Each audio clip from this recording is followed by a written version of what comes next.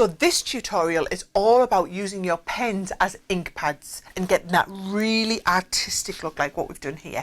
And all we've done is we've used the pens direct onto the stamps and then used a water spritzer to kind of give it that zhuzh and that watercolory artistic feel about it. So I'm going to start off taking that stamp, and you'll find that this stamp in the box is going to be one of your go-to stamps in terms of your artistic techniques, I think. So it's the large butterfly, and I'm just positioning it in the centre of the rocket block. And you don't have to use a rocket block, you could use a regular acrylic block. What you will find is this technique won't work as well with a stamp platform. So if you do want a perfect stamp, the rocket block allows you to stamp from heel to toe, and it's going to give you the opportunity to do that and get a perfect transfer of ink, right?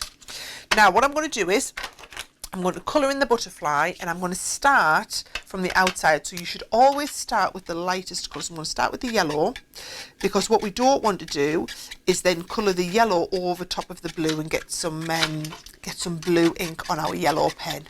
It's alright to get yellow ink on our blue pen because it's not going to damage the nib, but what you don't want is to be getting too much ink on there. So I'm just giving it that nice kind of all over colour.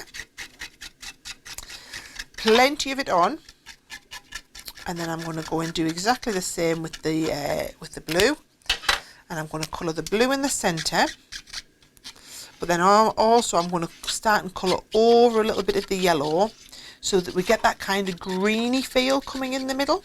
So where the blue pen hits the yellow pen, we're automatically going to create a green ink. You can see it happening in front of us. I don't know if the camera's picking that up, but it's kind of creating that lovely greeny shade in the middle where we get the blue and the yellow together. So once we're happy with that colour, what I am going to do is just bring in a little bit of kitchen towel and try and get that yellow off. Can you see we've got kind of a greeny shade going on the pen there? It's just because there we go, we're coming back to a blue now. So this was the green that we created, and we're back to blue now that we've taken the ink out. Then we're going to get ready to stamp. So first thing you should do is we want to kind of wet this surface. So you can either give it a bit of a spritz or you can huff on it. I'm just going to turn it round and just give it a very light, from a distance, spritz. Okay? And then we're going to just start. I'm going to come off the card a little bit, and we just stamp it down there. Okay? Then while it's still wet, what you want to do is just spritz it a little bit more. And the more we spritz, can you see it's starting to turn now? The more we spritz, the more artistic we get. Okay? And I'm quite happy with that level of artisticness there. And what you're going to do is you're going to leave it to dry, or you can speed up the drying process by just using a heat gun.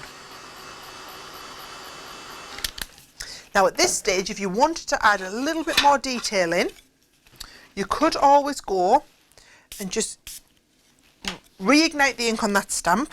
Now you do need to get it perfectly lined up, and you could just stamp back over that again. And all it does is it puts in a little bit more of that detail from the same stamp again. That's all I wanted, is I wanted a little bit more of that extra detail back in. Notice every time I dry it, I also dry it from the reverse, just because the water's going all the way through the cardstock. Okay? Now again, I'm just going to do some basic matting and layering. Just using some of the cardstock in the pack.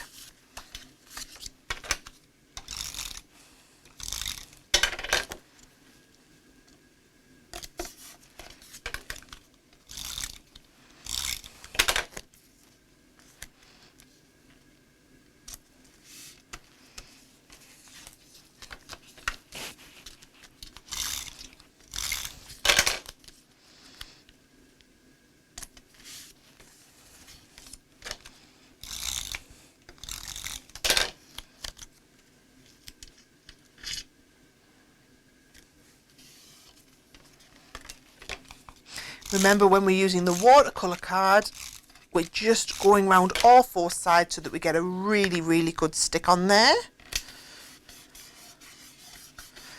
And then I have just stamped a little sentiment from the sentiment stamp set, because I think no card's complete without a little sentiment.